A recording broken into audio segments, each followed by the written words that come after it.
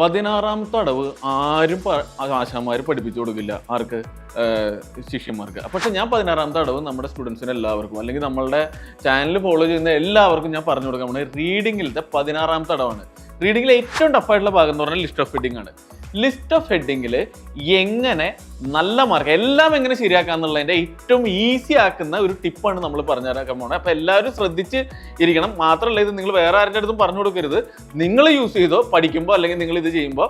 അപ്പോൾ നിങ്ങൾ റീഡിങ് ചെയ്യുന്ന സമയത്ത് ഏറ്റവും ഹെൽപ്ഫുൾ ആവുന്ന നല്ല കുറച്ച് ടിപ്പുകളാണ് നമ്മളിപ്പോൾ പറയാൻ പോകുന്നത്. ലിസ്റ്റ് ഓഫ് ഹെഡിങ് എന്ന് പറഞ്ഞു കഴിഞ്ഞാൽ ഒരു പാരഗ്രാഫിന് അതിന് സൂട്ടബിൾ ആയുള്ള ഒരു ഹെഡിങ് നമുക്ക് കണ്ടുപിടിക്കുക എന്നുള്ളതാണ്. അപ്പോൾ അതിന് വേണ്ട ഒരു ഐഡിയ ആണ് ഞാൻ പറഞ്ഞു തരുന്നത്.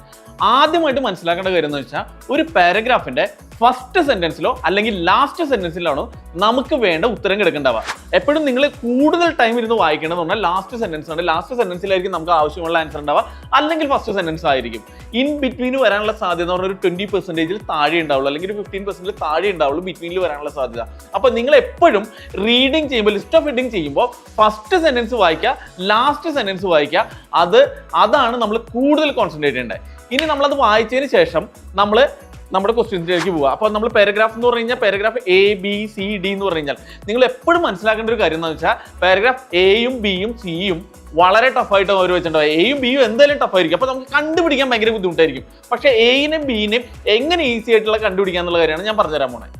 നമ്മൾ first sentence last sentence scan ചെയ്ത് വായിച്ച് ഇരുത്തം വെച്ച് വായിച്ചതിന് ശേഷം നമ്മൾ ലിസ്റ്റ് ഓഫ് ഹെഡിങ്ങിൽ നോക്കാൻ പോവുകയാണ്. അപ്പോൾ ലിസ്റ്റ് ഓഫ് ഹെഡിങ്ങിൽ നിങ്ങൾ നോക്കുമ്പോൾ കൃത്യമായിട്ടുണ്ടാവും. അതിൽ 1, 2, 3, 4, 5, 6, 7, 8, 9, 10 എന്ന് പറഞ്ഞിട്ട് നമ്പർ എടുക്കുന്നുണ്ടാവുക. ഇനി നിങ്ങൾ മനസ്സിലാക്കേണ്ട കാര്യം എന്താണെന്ന് വെച്ച് കഴിഞ്ഞാൽ, ഈ 1ാമത്തെയും 2ാമത്തെയും 3ാമത്തെയും 4ാമത്തെയും 5ാമത്തെയും ഒക്കെ എപ്പോഴും നമ്മളെ കൺഫ്യൂസ് ചെയ്യിപ്പിക്കുന്ന സാധനമായിരിക്കും വെച്ചിട്ടുണ്ടാവുക. അപ്പോൾ അവരെന്താ ചെയ്തതെന്ന് വെച്ച് കഴിഞ്ഞാൽ, നിങ്ങൾ പാരഗ്രാഫ് Aയുടെ ശരിക്കും പറഞ്ഞാൽ 1ാമത്തെ 2ാമത്തെ 3ാമത്തെ ഒക്കെ വായിച്ചു കഴിഞ്ഞാൽ നമ്മൾ കരുതും ഇതാണല്ലോ എന്ന് തോന്നും. അപ്പം നിങ്ങൾ ഒരിക്കലും മുകളിൽ നിന്ന് വായിച്ചു പോകരുത്.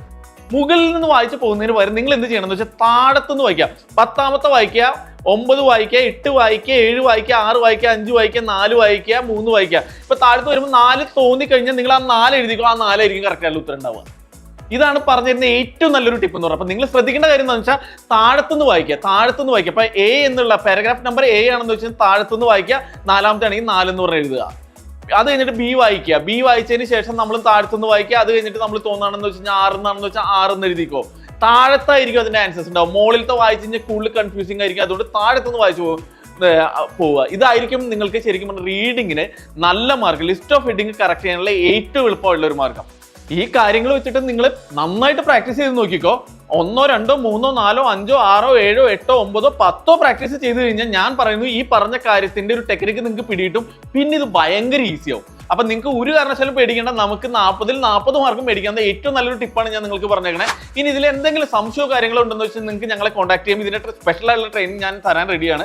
അത് മാത്രമല്ല, നിങ്ങൾ കമന്റ് ചെയ്ത് കഴിഞ്ഞാൽ അതിൽ എല്ലാത്തിനും കൃത്യമായിട്ടുള്ള ഉത്തരവും നിങ്ങൾക്ക് പറയാൻ ഞാൻ റെഡിയാണ്. അപ്പോൾ നമുക്ക് എല്ലാവർക്കും പഠിക്കാം. അതായത് എല്ലാവരും പഠിക്കണം, എല്ലാവരും നല്ല മാർക്ക് മേടിക്കണം. ആ ഒരു ചിന്തയോട് കൂടിയാണ് ഞാൻ ഇങ്ങനത്തെ ടിപ്പുകൾ ഞാൻ പ്രൊവൈഡ് ചെയ്യുന്നത്. അപ്പോൾ നല്ല മാർക്ക് ശരിക്കും പറഞ്ഞാൽ IELTS മേടിക്കുക. Let's fly together. Thank you very much. Christ Village.